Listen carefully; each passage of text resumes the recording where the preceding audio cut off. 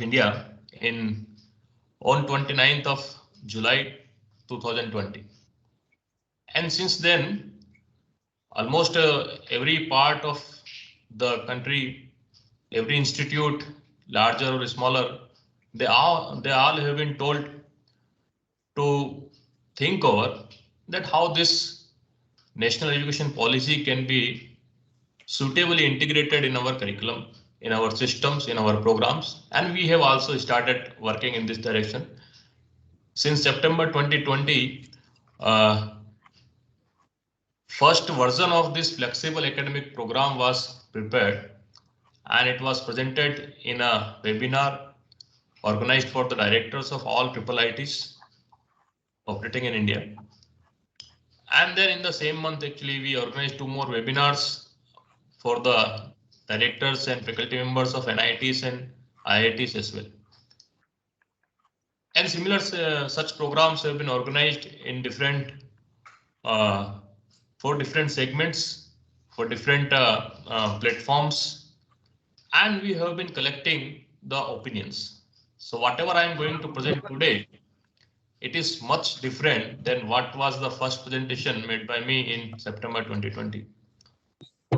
And it is because of the inputs which have been obtained from each one of these. One mega event which was recently organized by IIIT Allahabad on December 3rd and 4th. It's a national conference. Several eminent persons, including the directors of many IITs, NITs, vice chancellors of different technical universities, and other eminent persons who are working in the field of education, particularly with the emphasis of finding ways of implementing national education policy, were invited, and they all expressed their views. We created a YouTube channel where all these videos are available, and you can see these videos on this YouTube channel. The individual videos are available. The recommendations made by the different panels are also available there. We also summarized and published a book. Hard copy, I have already dispatched around 50 hard copies to AKTU. Probably it will be available to those who are interested. Otherwise, soft copy can be downloaded from this particular link of the same book. And this is a very important website. If time permits, I'll show you that how what is the current status of this website, which is built or under preparation, under construction for providing the backbone support system to all the institutes who will run this particular FAP program. So if you carefully read the aim and objectives of the national education policy, one particular sentence I have picked up from the section 9.3, and it suggests that it aims to have huge changes in the current way of teaching and learning. And precisely what are these changes? These also have been summarized therein, and these are something which are mentioned therein. And I'm very happy to share with you that in this particular program which I'm going to present, all this have been integrated. So precisely when we are saying it is a academic program, we are not talking about any particular undergraduate or postgraduate course. Precisely, it is just a framework.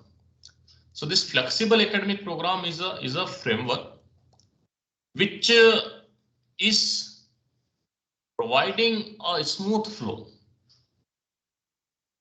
So on this slide, you can see that on this side, I have put up exactly copied from the NEP 2020 document. What are the fundamental principles of this NEP 2020?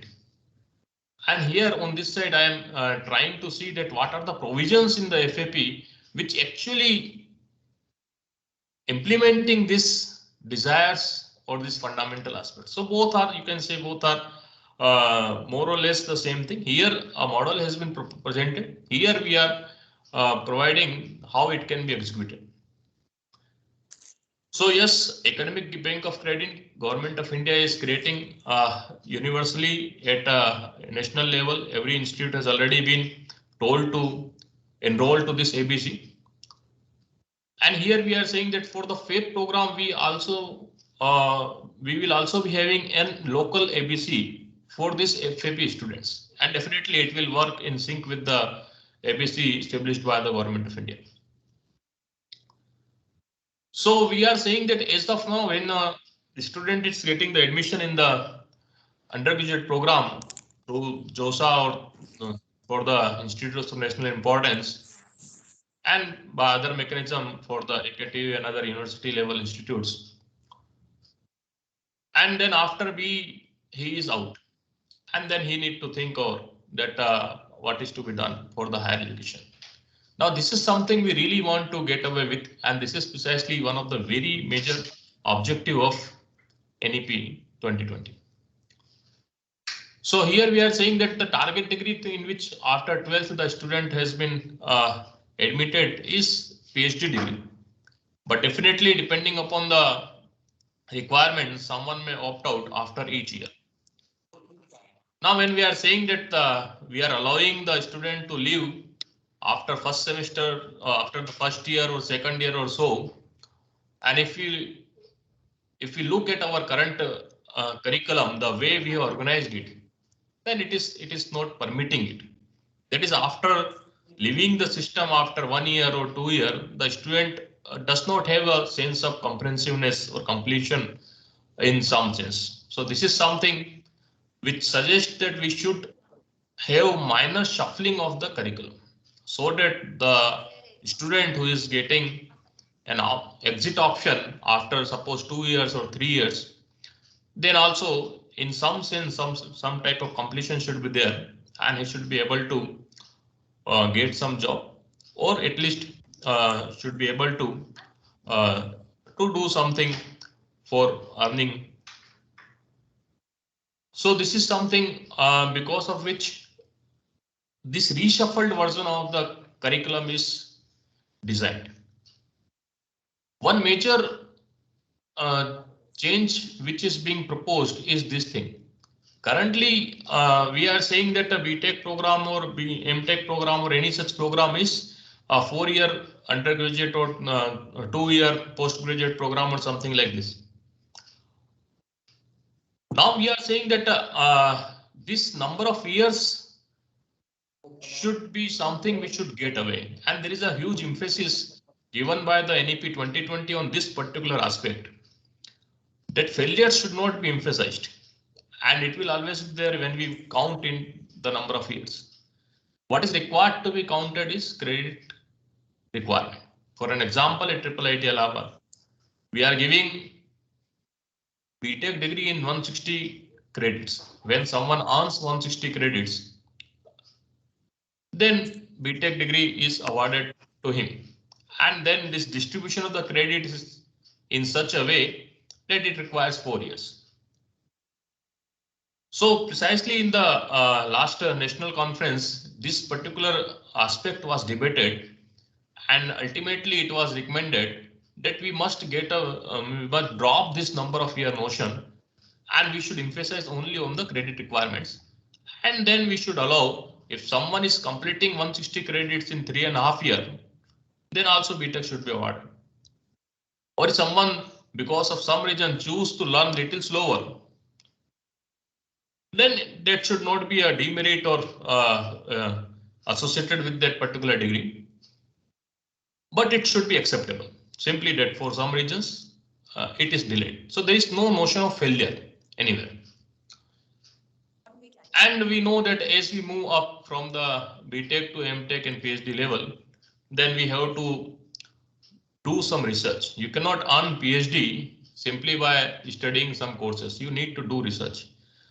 And when we are talking about research, it is not only the publications. There are so many activities which should be accounted for. And this is also something which has been debated since last 1.5 years or so. So what is being proposed that we should give some mechanism of assigning some credit to all research activities. And depending upon the goal of a particular uh, program, but this may be defined differently, but something should be there. Another new thing is the financial model. And this is very, very important, especially the country like ours. We are saying that the flexibility should be there in the fee component as well. So currently what is going on, we are charging semester fees from the students. And in some semesters, it is possible that the student is not able to pay full fee, and then there are complications. So what is being suggested, there are two aspects of this financial model. If someone is really want to learn slow for any reason, he has some other engagement, suppose someone is trying for some incubation or something, and he does not have enough time, or because of financial reason, pure financial reason, someone is not able to pay the entire semester fee, but he can pay only for learning 1-2 subjects or so. So this is precisely which need to be taken care of, and that's why this financial model says that the fee should be charged only for the courses which are opted by that particular student. So the notion of the semester tuition fee is no more there, but the number of courses enrolled is something for which the student is supposed to pay. And when the student is paying per course, and one more very important aspect mentioned in the NEP 2020 is that the education must center around teachers. And by doing this, actually, we are trying to attempt the same thing. We are saying that it is the teacher. We have given a guideline, we have given a curriculum that this is the something which is required to be taught. Now it is up to the teacher. The fee of that particular course will be decided by the teacher.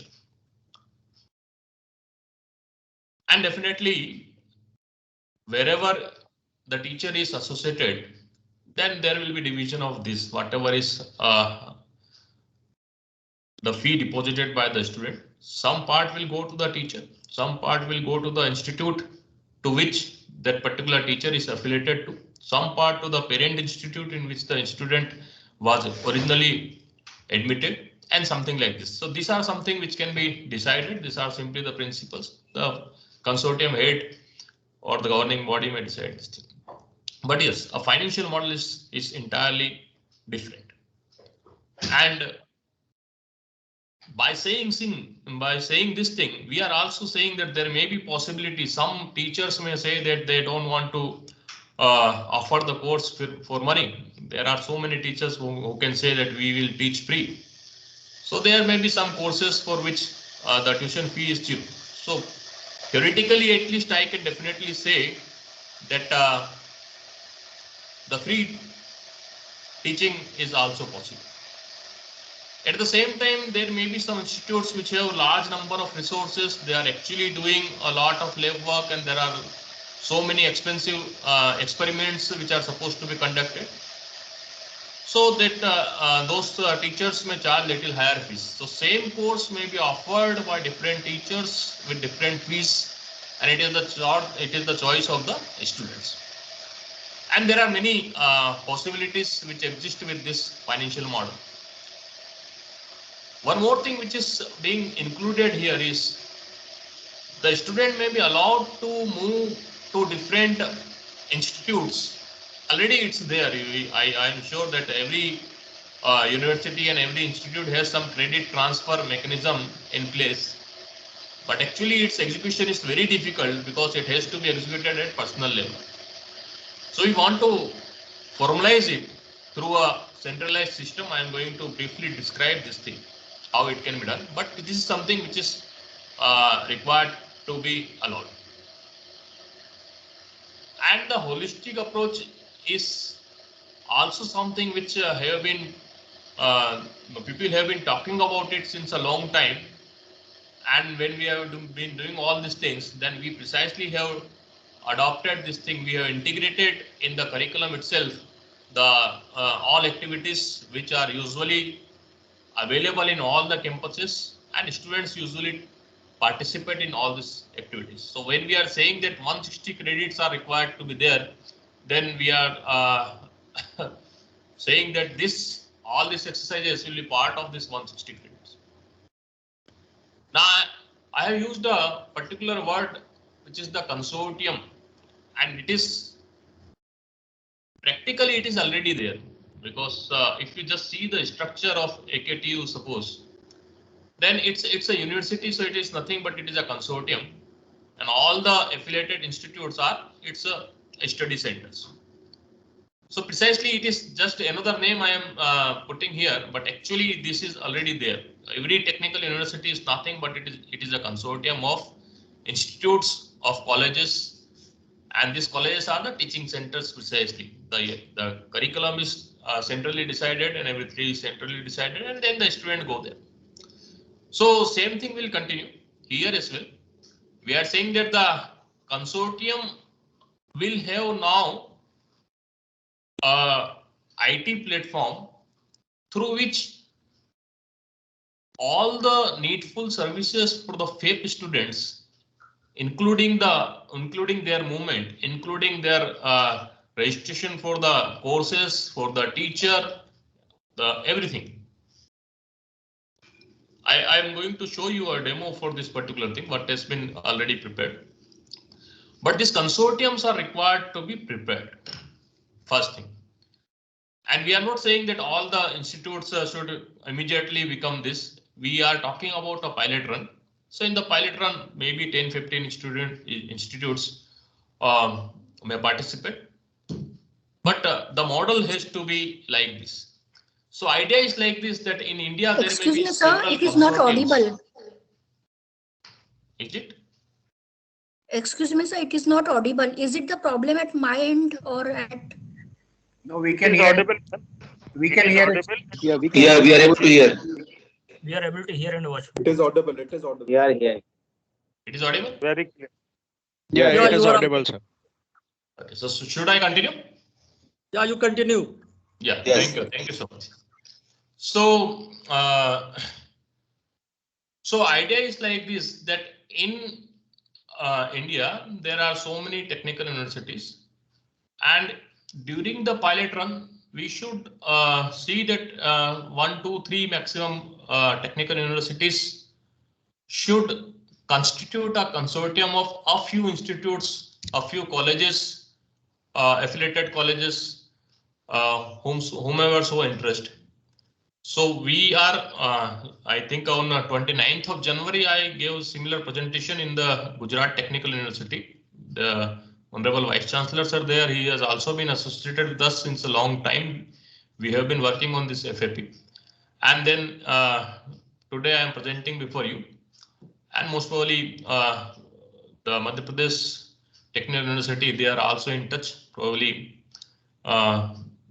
we are going to have similar type of consortium in the Madhya Pradesh as well. But that's it. That not more than this.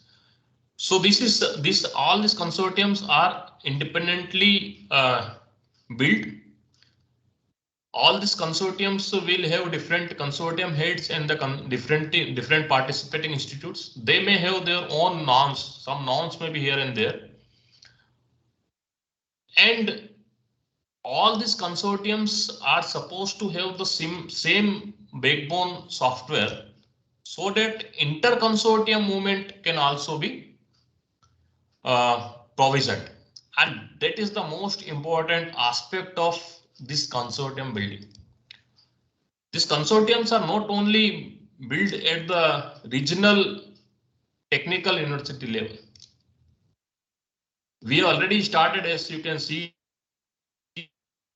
our webinars. We organize IITs and NITs, and the way we have been interacting with them.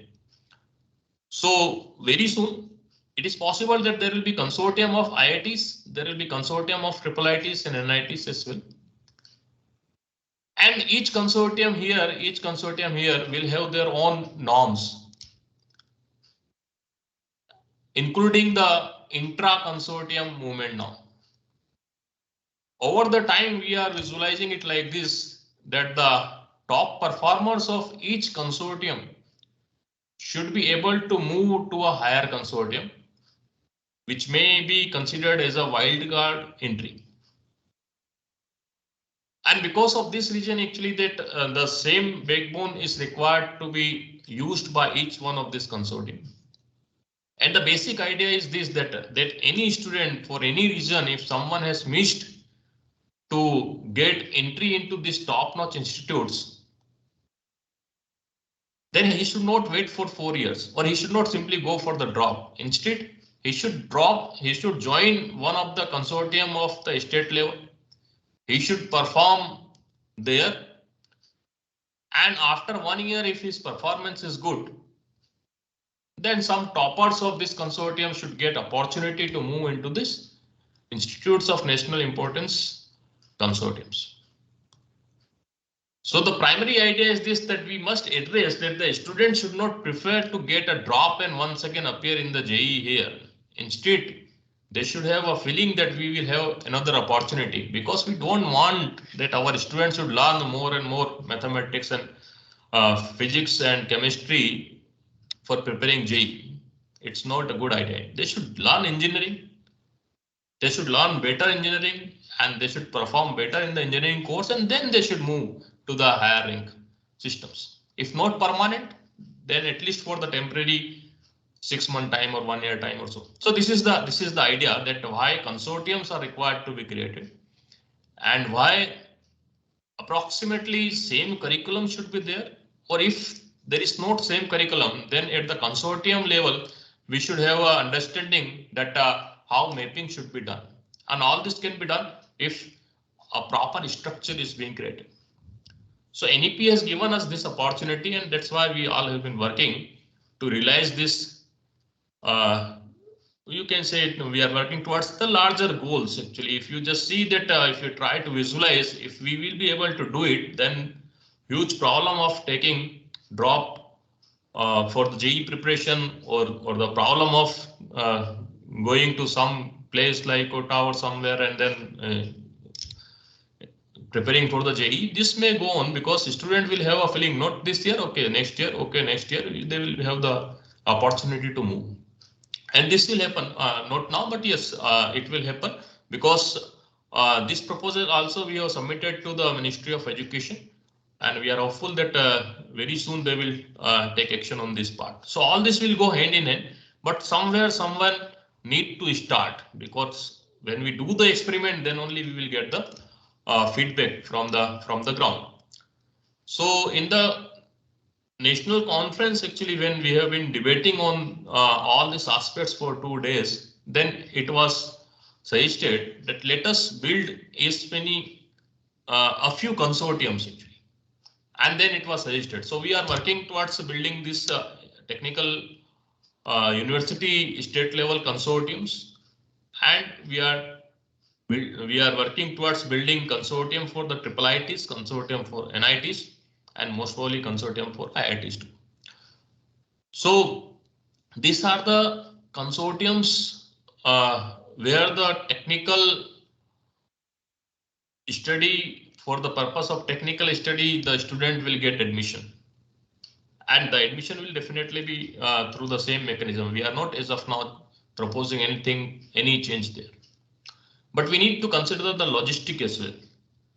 So if the student who has get admission in Institute X, and for 6 months or 1 semester time he want to move to Institute Y, then there should be some provision for this thing, and definitely something for this. It's just like, you can say, something very equivalent to telecommunication, mobile cellular networks, roaming kind of thing. So someone is having a parent state. बाहर करो hostel से, जाओ अरुण, निकालो उनके बाहर hostel से, ma'am बाहर करिए हॉस्टल को, ऐसे करो ना, जाओ जाइए।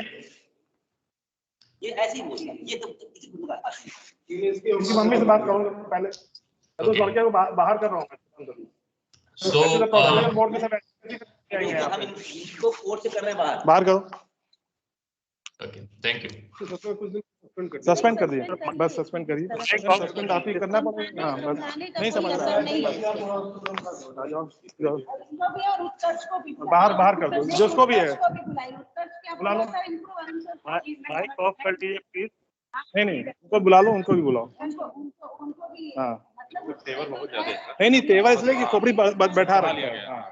Doctor Arun Shukla ji, mute your mic. हाँ। Doctor Arun Shukla, please mute your mic. Okay, thank you so much, sir. So the idea is like this, that these are the logistics. Actually, we need to see that practically what could be done, so that this should be implemented and it should be a win-win situation. Now you can see that here I have introduced another consortium which we are calling non-technical consortium.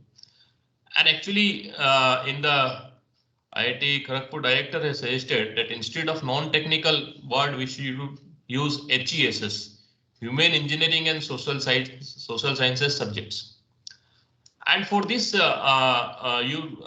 all know that in the engineering stream, even currently, we are not teaching all the times them the technical subjects, but we are having many non-technical subjects, management-oriented subject, humanities-oriented subject, and many more things. And we know that whatever expense we can do, we cannot have very high quality teachers for this type of courses. What the quality IIMs have, or the Delhi University have, or the GB Pant Institute of Prayagraj is having, or something like this. So the institutes which are having the core focus on this particular part, they have very good infrastructure, courses, very innovative courses and other things. So what we have also been trying, that we should also rope in this top-notch non-technical institutes, and we should request them to float courses to our students, that is the FAP students who are working in different consortiums.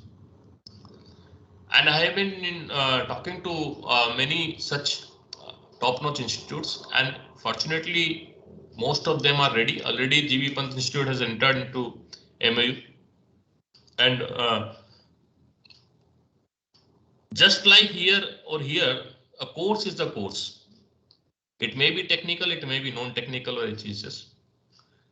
A course may be offered either in the online mode or in the on-campus mode.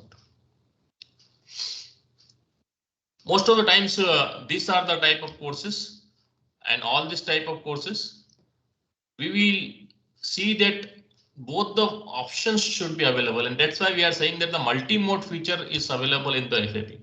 So any course which is being offered, it is expected that it will be offered in the online as well as on-campus mode, and on this line we are talking with all these institutes. So they are saying, okay, we will keep some seats for the on-campus purpose as well. But it is not mandatory condition. It is always possible that some courses may be completely online, some courses may be completely on campus. But this is the way we have to have different consortiums. Now what you can see over here, that the current proposal is something like this. As I said, that this is something which is notional only year wise. But actually the importance is of these credits which are required to be earned, which I have mentioned over here in this table 2. Whenever the student earn 40 credits, the way we have prepared the curriculum, it requires around 1 year, but may be possible before 1 year or after 1 year, it may be completed. Now this credit word is really having different meaning in different institutes. So we have adopted the definition of the credit what we are following at IIIT Allahabad Prayagraj. One theory credit means 1 hour of teaching, and one tutorial credit or practical credit means 2 hours of engagement. And then we did the calculation that a student has only 24 hours. So when we do this, how many credits are possible, and then we come out with a very, actually it was very considered and thoroughly studied result that maximum 20 credits should be there for the keeping comfort level of students in view. And that's why you can see that in 8th semester 160 credits are maximum that can be accommodated. But yes, as I said, that we have given this opportunity to the students and they can choose here and there a little bit. Then we say that we are not going to offer the medium of instruction for the program. It's not BTech in Hindi or BTech in English medium or something like this. We are saying that the entire program has nothing to do with the medium. It is the courses, and that flexibility should be available. So suppose I know the Hindi well, I know the English well, so I may teach my course in Hindi as well as in English.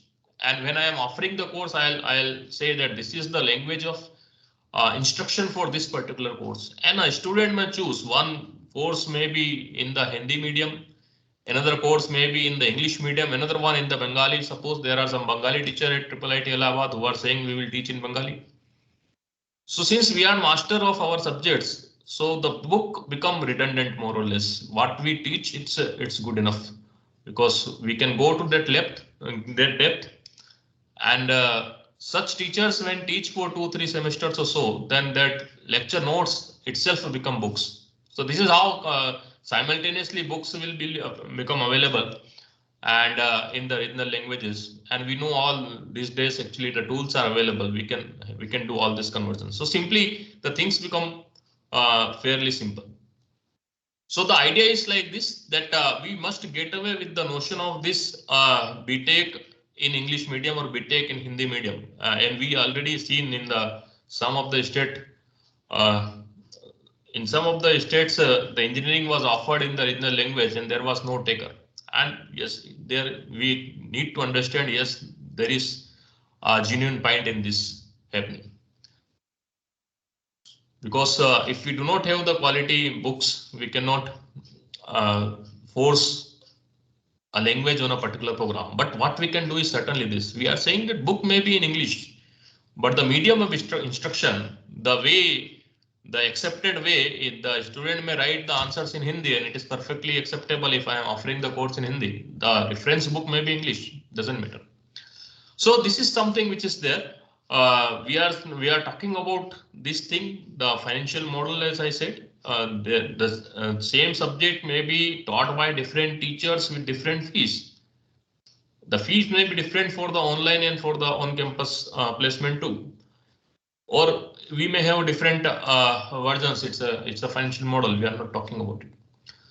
In the pilot run, it was more or less suggested that the lateral entries may not be allowed. But if at some level some vacancy is being created, then one can see at the consortium level that it should be allowed or not. So this is something lateral entry part which is also there. The idea is like this, that wherever the seats are becoming vacant, if the students opted out little early, then that vacancy should not go on and that should be filled, because resources must always remain highest utilization. So this is something which we are saying that what should be earned at different level. And as I said, there is a concept of research credits after as you move into the higher study program. So we are saying that the 2 research credits should be at the Master of Technology level, and then it will increase and it will increase and so on. So PhD requires 260 of credits. Normal credits means 260 credits you can earn by learning the subjects from the book. There will be quiz, there will be test, there will be examination, there will be assessments, and 260 credits can be earned. But these 12 credits are the research credits for which you need to do the research activities. Now, what kind of research activity will carry how many research credits? This is something which is required to be defined by individual consortiums, because consortiums will have different objectives, different aims, different resources, different qualifications of the teachers, different lab facilities. So they may define their own way of research credits, and then mapping can be done when the inter-consortium movement is required. I'm just giving you a snapshot of the first semester and second semester course. As I already told that the semester notion is just notional, but may be possible that many more courses may be offered over here. So whenever a course is being offered, you can see that in each semester we are talking about HESS subject and we are talking about the community services, sports, arts, and so on. So in this 20 credit, everything is there, and we have all the detailed syllabus of all these things and how these are being prepared. So this is keeping in view the targeted skills. When after 1 year, student learn all these things, then definitely he is able to learn all this targeted skill. He will be able to do something when he move out. For the community service, we tested a model at IIIT Allahabad in orientation camp. We used to say this, where we prepared it. So you can separately go to this particular website and see that what was the model, and it was very successful, let me tell you. So there are NCC and NSS. NCC itself has a 24 credit model for the community services and courses. So this may be combined for this if you are having the NCC in your campus. So all this actually whatever the student is doing, we need to give credit for it. And this is the core principle of national education policy, and we tried for it. And as I said that duration is not important, the credit is important. One major change that we have done is to accommodate this multidisciplinary aspect. We said that as of now, what we have been doing, we are using 3 credit or 4 credit electives. And students used to choose 10 different electives so that he should know something in all the area. Now this is something we need to get up. What is being proposed that instead of electives, we should offer modules. So in a module, there may be 4 or 5 subjects or 1 subject and project, or the whomsoever is preparing the module, he will suggest it that what is there in the module.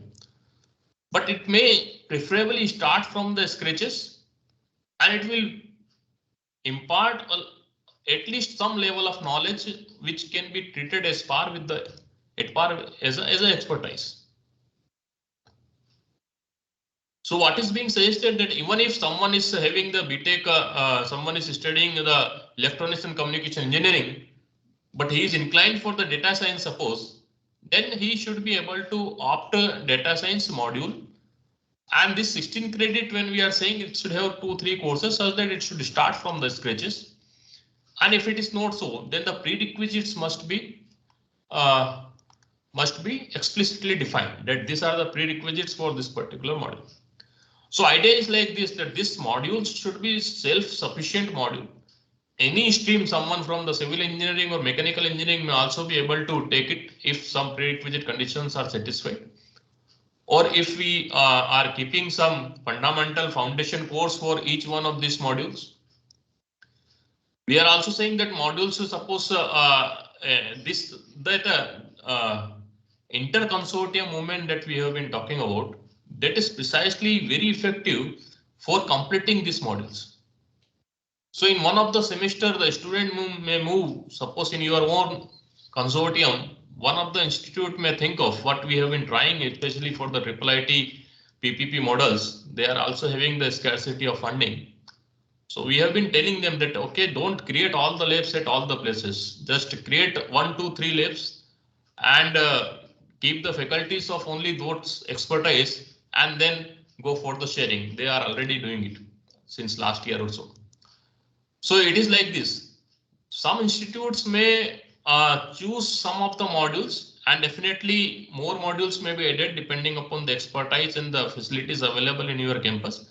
And you simply say that, okay, my students will go to X institute and X institute will come to my institute and I'll take care of the 16 credits. And when we are taking care of the 16 credit, means if someone has opted RF and micro engineering, he is actually the expert of RF and micro engineering when this module is completed. So this is the basic philosophy behind this. And in the 6th semester, one such module may be opted by the student along with the 4 credits of HESS. And in the 7th semester, another module may be opted.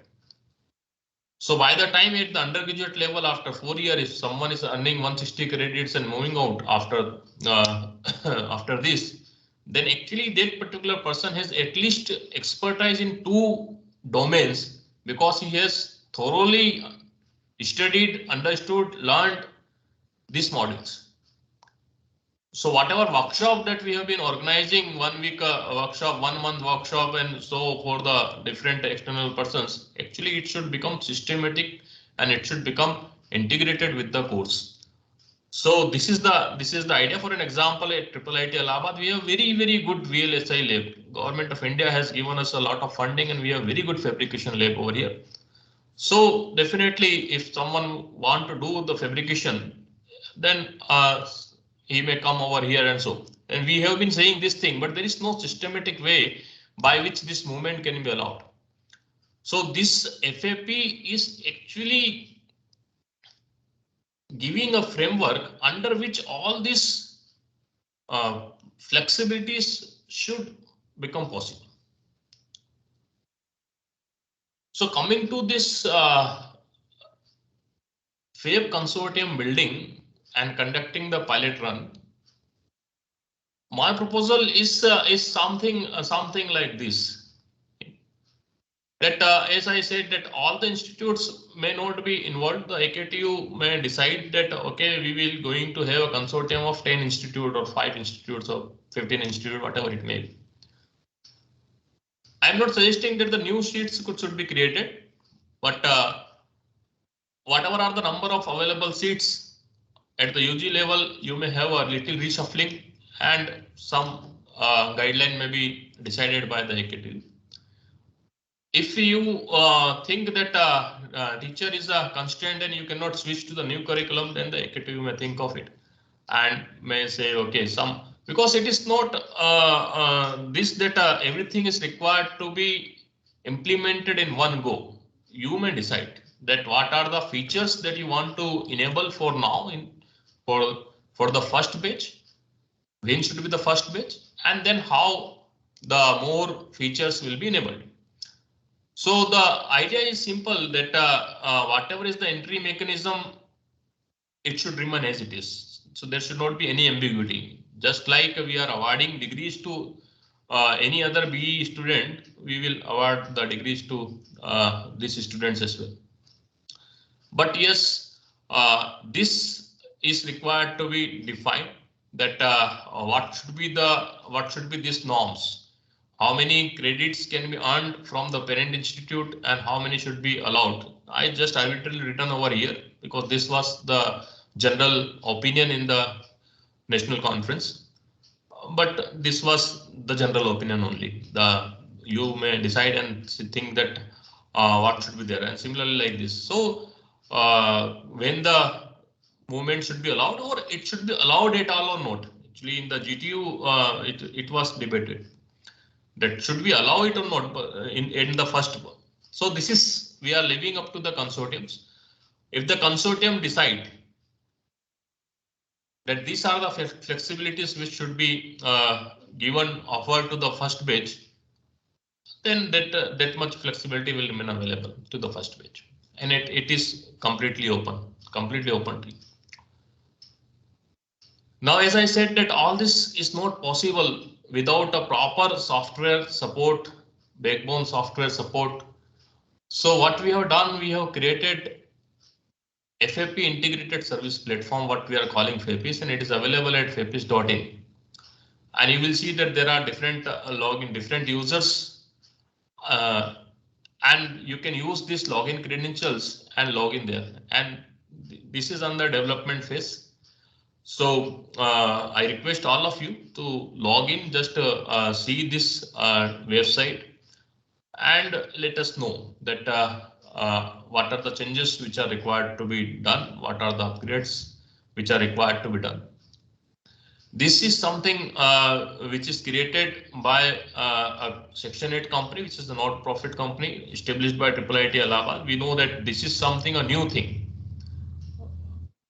Section 8 companies, government is promoting, actually government is saying that each institute should have Section 8 company, and when you establish it, you will know the benefits as well. IIT Kanpur, I guess, has more than 100 such Section 8 companies. We have just one.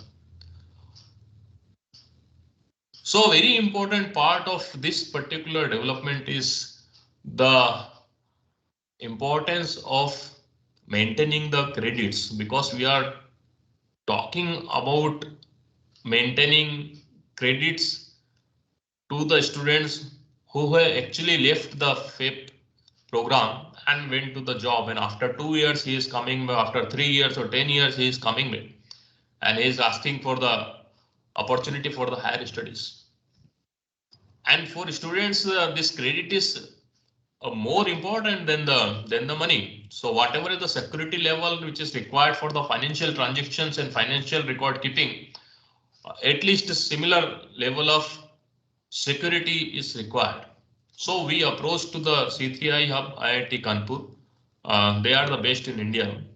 In fact, government has given them a project for this particular purpose only, and I am very happy to say that they are extending their support for this building the academic bank of credits for the FAP student, and already the work has been started. So there may be different consortiums, and consortiums will have consortium heads. Consortium will have different participating institutes. Each participating institute should have a FAP coordinator, and these are the only users of the FAP platform. I'll just show you a glimpse of it, and you may also see it. But before that, let me tell you something about this logo itself. I have been showing it on the each and every slide. This logo is also something which is designed by the experts, the best in India, Arts and Visual Department of Banaras Hindu University. And you can just see, actually, we have been discussing this part, that what are the goals and what are the aims of this flexible academic program. It is having the multiple branches and so many things.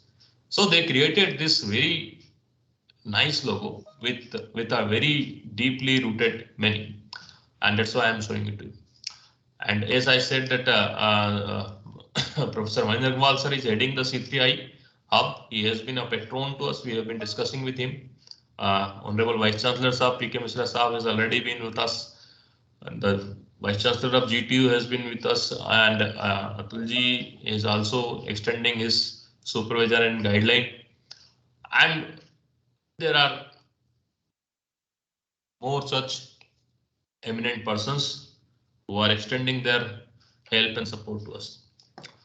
So with this, I am closing my presentation. If the time permit and if the VC allows, then and if needed, I can give you a demo of this FAPIS website too. What is there? But what I can see is something very famous saying of the chaos theory, and you know that it is not only saying, actually it was a mathematical model which has resulted this thing. The scientist was working on the weather prediction, and some fraction as small as a flap of a wing is actually after some time showing this result. So we are of the opinion that if we implement the FAP in whatever small level, with whatever small provisions, with whatever small flexibilities, it is more or less equivalent to this flap of wings, and over the time it will definitely bring huge change in our society. So thank you so much, sir, for giving me this opportunity. If participants have any question, I will be able to answer. But before this, let me let me just show you if it is the FAPIS platform is available. Okay, it's there. Yeah. So when you come to the FAPIS platform, you can see over here that this is the landing page, and this is the national conference which I was talking about, and all the videos are available over here. Whomsoever participated and spoken in this particular program, and what are their views. These are the recommendations of this. We are also publishing a few. A book, complete book actually on the FAP, and we have been inviting articles from some of them. Some of them already submitted, and some of them are promising to submit it soon. On this, you will find out the YouTube channel already I have given you, and other things I have given you. Now let us come to this FAPIS channel. You can see that here I have created this users. And I said that already I told you that consortium head is the person who is heading this particular consortium. So all the privileges should be there. First of all, he is the highest privileged person. What he can do or what he cannot do, it will be appear over here. And if you just log in, I have already given you this password and other things. Just have a look. All this login has been failed. Okay, yes. Okay, fine. Okay. Sir, myself Professor S.P. Shukla from Ji. United College of Engineering, Prayagraj. Ji. Whether such a FTA program has been initiated at the IIT Prayagraj? Not yet, sir. Actually, we not IIT Prayagraj and all other IITs and other things. Actually, at the we have a schema in which the proposal is discussed at the DUGC level, and then at the SUGC level, then at the Senate level, and then it is implemented. So at IIT Allahabad, we have completed the departmental discussions, and at the SUGC level, SPEC level, also discussions have been taken place. And in the next Senate, we are going to consider it. Once our Senate once has considered the initial proposal, and they authorized me to take it up with the external world, and then only all this has been started. So we are hopeful that in the next Senate we will discuss, and then we will implement it with effect from the next academic year. We are targeting that from 2022-23 session we should be able to implement it. Okay, sir. Thank you. It means this program, so the FAP program can be initiated even by our university also in parallel to the existing programs. Is it correct? Yes, right. Oh. Okay, sir. Thank you.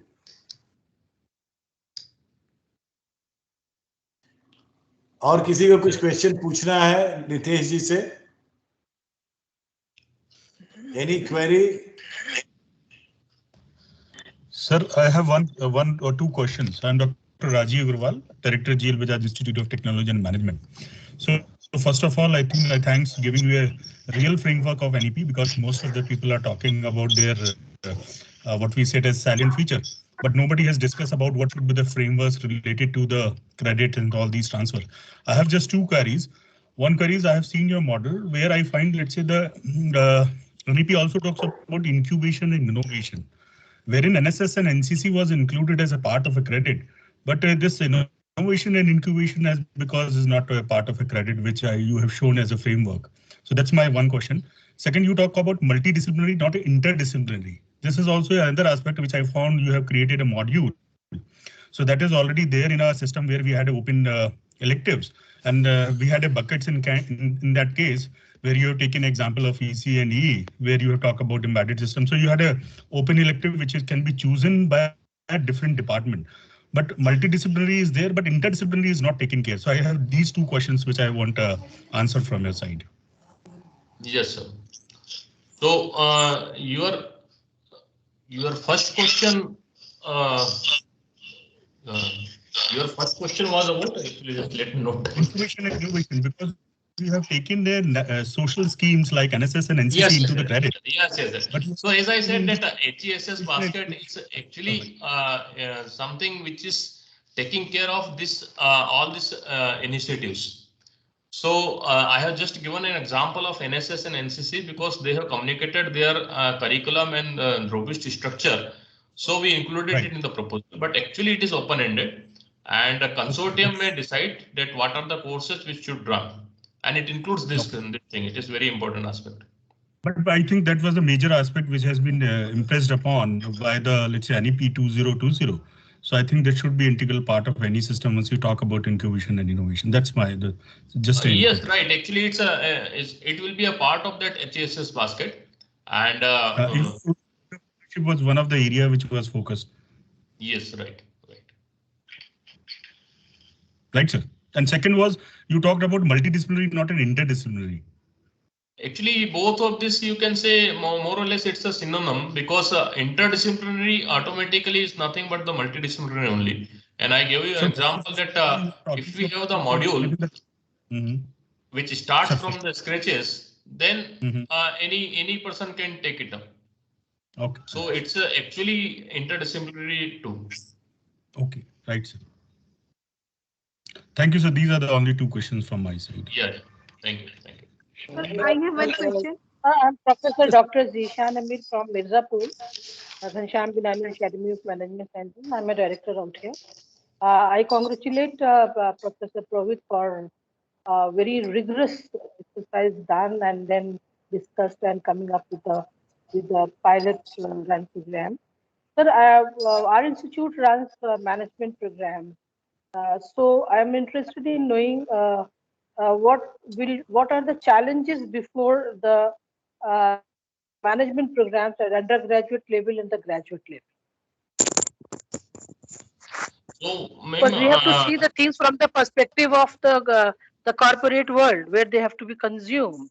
I mean, that applies to the technical, I mean, the engineers also. But since it is a 2 years course and many of the places don't have, the second institute, so how it will be possible to go for the multi-entry, and there will be challenges for the admission and sustaining the admission numbers, etc. I would like to have some input of yours, sir, since you have done so much of research on that. Right. So actually, if the program duration itself is 2 years, then actually there is no major issue involved. What we have done actually, you need to do only this part, that the reorganization of the syllabus of the MBA is required to be done, such that there should be completion after first semester in some sense. So it's a modular one, you can say. When someone is completing one module completely in the first year and another top-up module in the second year, so that exit option can be given after 1 year. Actually, this is currently, if you just see the MBA program, in fact, we are also running MBA program at IIIT Alabama, and we have seen that current curriculum is like this, that we are teaching something in the first semester and something related to that in the third semester, and because of this, since 2 year was the after 2 years after the course is to be completed, then this flexibility was available there. But now if we are saying that a student is allowed to opt out after 1 year, then actually all relevant parts should be completed in the first year itself, and then other relevant subjects starting from the sketches should be there in the second year. So this is the idea. Professor Purohit, I am Professor SP Tripathi. Good afternoon. Yes, sir. Namaste. That's so nice of you. Thank you very much. I have gone through your whole literature, what you have shared with us, and you work very nicely. A very nice presentation, and with all these things and cannot say in 1 minute, and how this program is going to be implemented. It is clear there. You have given with the example of IT and electronics, how the exit and entry points will take place. I have two questions. Yes, sir. One question is, a boy or a student completes his BTech in any let us say computer science. Yes. And after that he wants to do PhD in philosophy, how he is going to do? Because we are talking about and new education policy. So you are free to move from one point to other point like a network structure. So a boy has done BTech in computer science and engineering. If he want to do PhD in philosophy, how he will do? Second question is, you have mentioned that entry at the certificate level, entry at the diploma level, very nice. You have worked very hard. But in our country, the ITIs are there. They give certificates. The polytechnics are there. They give diploma. So in the case of polytechnic students, the entry is permitted, that IICT has permitted that they can take the admission in the BTech second year. But in the case of IITs, it is not given. So is it possible that in this model, we should also permit that the students who have completed their ITIs, they can take admission in BTech first year or this 8-year program? These are the two questions I had. And once again, I will say you thank you so much for your rigorous hard work. Thank you very much. Yes, sir. Thank you, sir. So, sir, actually, if you just see that any BTech student is want to pursue the higher studies in the philosophy, I guess even today it is permissible. It is the other way around which is causing the problem, because if someone from the arts domain or the commerce domain want to enter into some technical stream, then it is causing problem, and it is because of the prerequisite. And that's why we said that every module will have to have some prerequisite norms or some fundamental foundation course involved with it. So suppose a student of commerce want to do a artificial intelligence module of this program, our program, then we need to define that okay, you can take it up, but you need to take you need to do this foundation course as well. And that foundation course we will teach a few 2-3 subjects. It may be a 10 credit course or 5 credit module or something like this. So this is where this is how the bridging will be done for this interdisciplinary movement. As far as your second part is concerned, actually we need to see that what we want to cater. The BTech program, when we are saying that we are going to offer, we are going to teach BTech curriculum and BTech courses to a student. For the diploma or ITI, we are giving entry, and you know that we are not giving entry to all diploma holders. We are taking their interviews, we are conducting the screening test, and then who are having that at par with the level, whom we feel that actually that particular candidate is able to cope up with the little higher level courses of BTech, only those we are giving entry. So same can be provision for the ITI as well. But the emphasis is not that how this lateral entry should be allowed. The more emphasis in this FAP program is something like this, that whenever a person is getting admission who has some capability, and at the after 12th class itself, actually he has taken the admission, so he has that eligibility. When he is moving out, so when he is moving out, then at that particular point of time, he should have that some kind of competence so that he can survive, so that he can have a livelihood, so that he can have a job. And then that particular person should be able to return whenever he wants it to be done.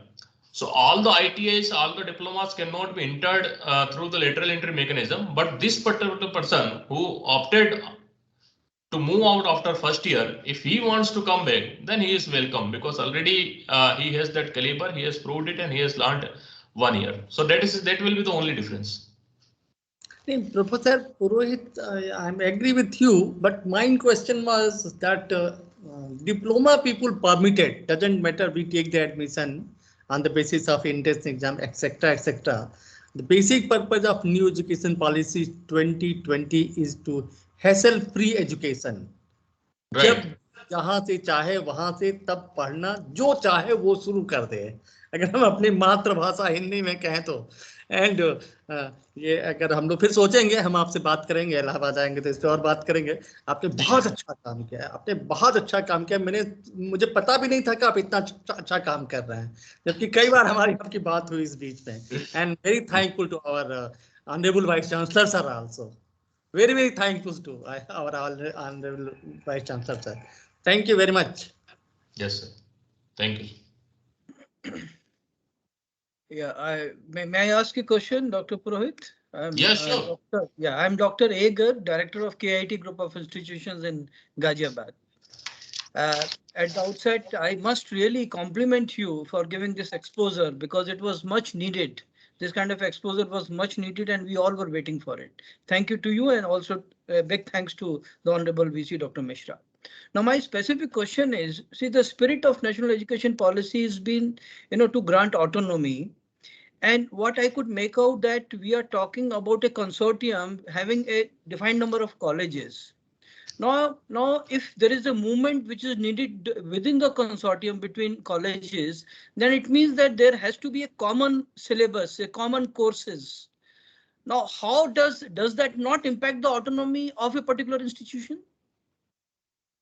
Yes, you are absolutely right, sir. And this is the kind of problem that we are facing while creating the consortium at the institutes of national importance level, because every institute here is already autonomous, and this question is coming up. So when the curriculum which we have proposed, and when this was considered at the different senates, NIT Patna Senate has considered, suppose IIIT Pune has considered, and several other institutes have considered. So there they wanted to make some changes.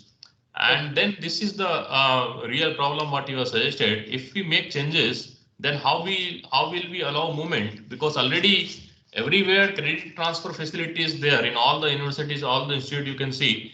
But whenever we actually implement and when we send our student and say student come back, then there is a problem of the mapping. And that's why it is suggested that one curriculum we are proposing here, and this curriculum may be either adopted as it is, or if someone is making some changes in it, then that may be categorically known, so that when within the consortium, in the movement is to be there, then that common syllabus may be identified. And similarly, when we are talking about the inter-consortium movement, then we should know that where are the differences, and we need to bridge those differences. So then only it can be done. But yes, it is a practical problem. Over the time, it is required to be addressed. But once we need to start with, actually, if we start, then only all these differences will emerge, and then only we can see that how to make bridges. Right. No, I agree with you. We have to start somewhere. Absolutely. Right. Thank you very much. Thank you. Thank you. And Dr. I think the better suggestion can be if we can have a consortium of the institution which are not dealing with the same type of courses like engineering. So if we can have some institution which is dealing with the social science, some institution which is dealing with the physics, so we can have a consortiums wherein the student can go to that particular, let's say, areas to other colleges. I think that can be a better proportion in terms of consortium. Otherwise, if we have the same set of courses, there is no point of going from one college to other college. Yeah.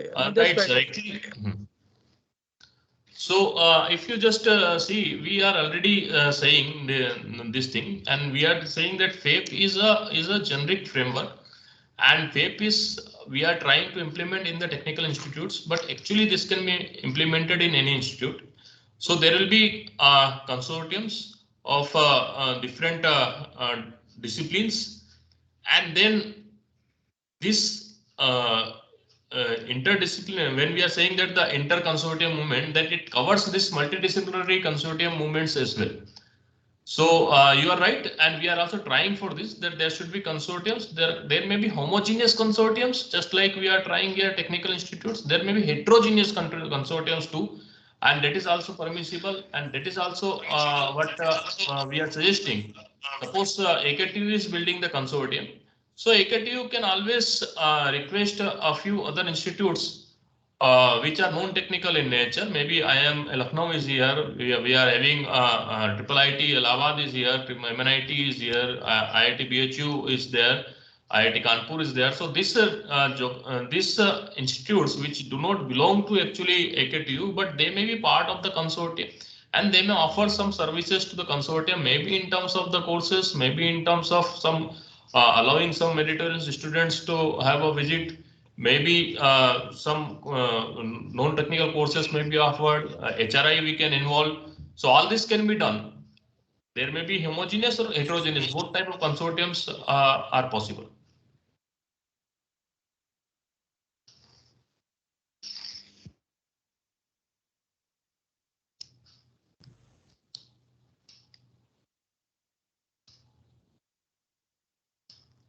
I'm Atik here.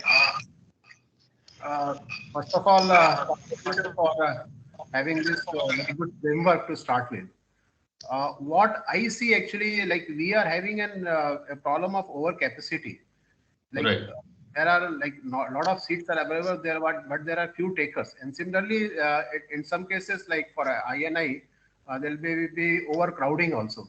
So I think the major problem at a software level, you have to think in terms of either like a program where you are having some kind of an enrichment, or it can be sometimes like student is facing the problem of continuity, like he getting it dropped there. So unless this has been taken somewhere, you say that maybe some common admission forms are there and where its main feature has been captured, and then it can be taken, because it has a huge obligation in terms of the finances of the institute. So I really congratulate you, but I think we should go with caution because it has so many inputs there, and it will open up so many ifs and buts. But I think we have to go with steady feet, and let us say that with steady hands. Thank you. Right. So already I said that we need to see that in which direction we are supposed to move, and what should be the pace. This is something one can decide. And yes, I agree with you. And actually, this is something we are only discussing as of now, more or less at the simulation level. You can say we are thinking and we are saying that this could be the possible problems. And when actually we will implement, then there may be more problems. So the usually how this kind of things are being done, and that's why we are talking about the pilot run. We are not talking about the huge implementation or the large level implementation. Let us cautiously move. Let us see that what kind of flexibilities could be introduced initially. Maybe there is no need of introducing those flexibilities to begin with, which in the simulation appears that this may create problem. And in fact, in the pilot run, that's why we are calling it pilot run. In the pilot run, even if we are offering some flexibilities and these are not working properly, then we can withdraw those flexibilities. And that's why the pilot run is very important.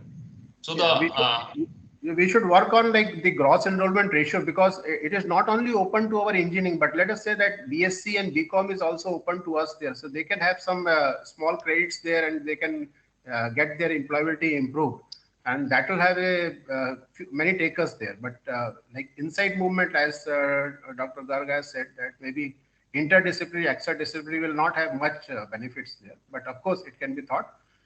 Like you have a student exchange program, or you may have a semester exchange program. So I think that can be particularly worked out. Thank you. Right, correct.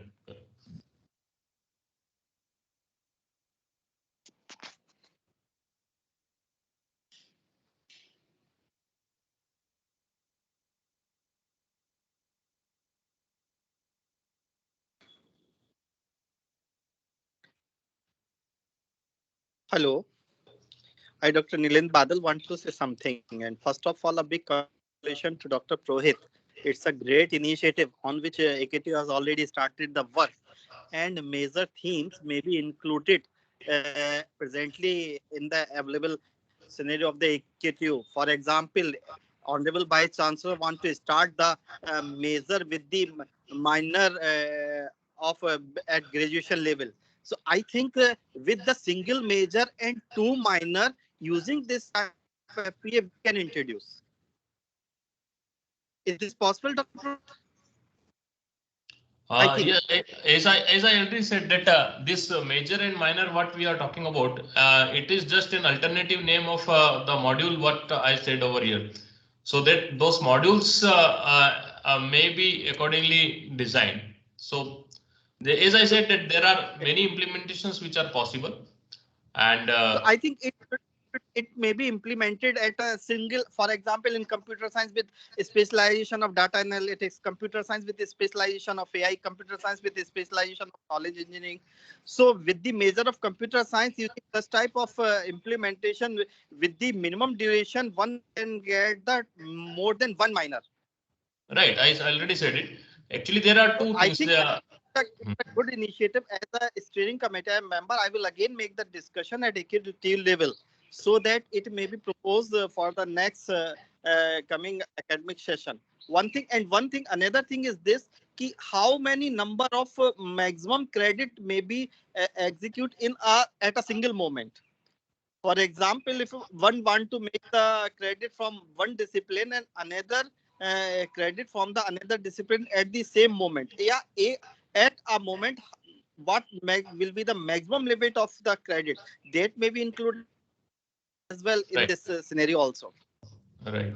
So I think it's really stable and it's a really grateful job for you and it may be really helpful to you. It's a really suggestive from my end. Thank you, Dr. Yeah, Dr. So, Dr. Badal, there is one thing. Yes, sir.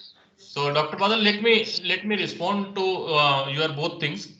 So, first one is precisely you are right, and this is the way we in this FAP is planned.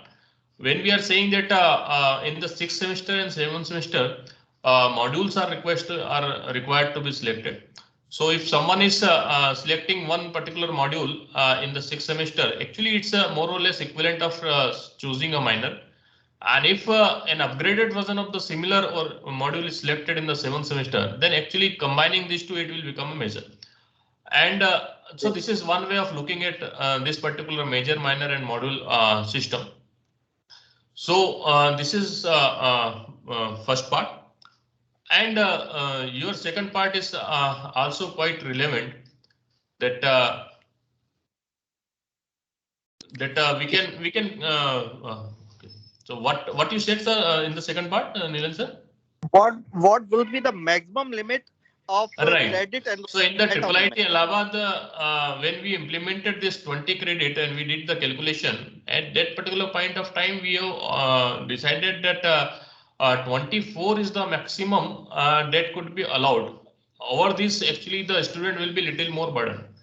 So this is something we are leaving to the consortiums. When the consortium will find its own operation principles of during the pilot run, this is one of the issues they should address. And yes, there should be some limit. How many credits a student can enroll for in a given session? Session means either it is the July December session or the January June session. But for earning the BTech degree, suppose if you just see my slide and one table is given over there, we have defined that how many technical credits are required to be earned and how many non-technical HSS credits may be left behind. So this is something we have worked out and arranged that in this desired 160 credits, and not only 160, but each exit point you will find that there are already defined way in the 40 credits, how many HSS credits should be there. So this is something which can be discussed at the consortium level and minor adjustment can be done. Okay. Sir, I have one observation. Sir, I have one observation. Let us say if we expedite the process in giving the credit 24 and the student leads in completing his degree in 3.5 years. Yes. Now, what is the point of giving 3.5 years? Because all the admissions will be starting into the June and July. So what he will do in 6 months? No, actually, he is in the program of this flexible academic program, and then he will move ahead. But if he is opting out, you can see that in our institute, when the students are moving on the internship after the 7th semester, then this particular person will directly go for the job. So job is available as soon as the student is available. Companies are giving them job. If he want to move ahead, then in the FAP program directly it's there. He can directly move ahead, enroll for the more credits. So there will be another problem once you go into any of the other countries. So you need a degree of 4 years. That's why I said that this is something that that the student need to see that what are his plans, and accordingly he need to manage. This flexibility is something which we are providing, so that the different students can optimize their own plan, whatever they want to plan, and whatever are the their requirements. So if someone want to really go for some startup, suppose, and for that startup, if we want that some break should be given, then he can get exit at any point of time. But if suppose someone gets offered some company, maybe some Google has hired someone or some, then those companies, as far as I know, they say that give the student immediately. They are ready to give the job after 3rd year. If the student is comfortable to move away after 3rd year, he may go, he may complete the 160 credits. So this and a little early, and then he will go for the job. So all this flexibility, we are simply saying that all these flexibilities are available so that the students may plan as he may deem fit. Right. Thank you, sir. Yes. So if there is no further question, we can wind up today's session. Yes, sir. Sure, sir. Yes. Okay, so thank you very much, Professor Purohit, for your insight and detailed discussion on this flexible curricula. And we look forward for your continuous support. Today you joined us, through online, but if situation improves, we will be arranging number of interaction, maybe offline, wherein all of us can come together, sit down, and then we can decide what should be the way to move ahead. What steps we should take so that from the next academic session, we can realize the basic vision and mission of NAP 2020. Yes. Thank you, sir. Thanks a lot. Thank you so much, sir. I'll come Thanks together so next much. time. And thanks to all the participants, especially our directors, principals, who have devoted so much time and participated. Not only participated, but yes, came up with the good questions, so that the value of this particular decision was enriched. So thanks a lot, all of you, and we'll meet again. Thanks a lot. Thank you, sir. Thank you. Thanks a lot. Namaskar, Purohit. Thank you, sir. For organizing this program. Thank you, sir. Thank you.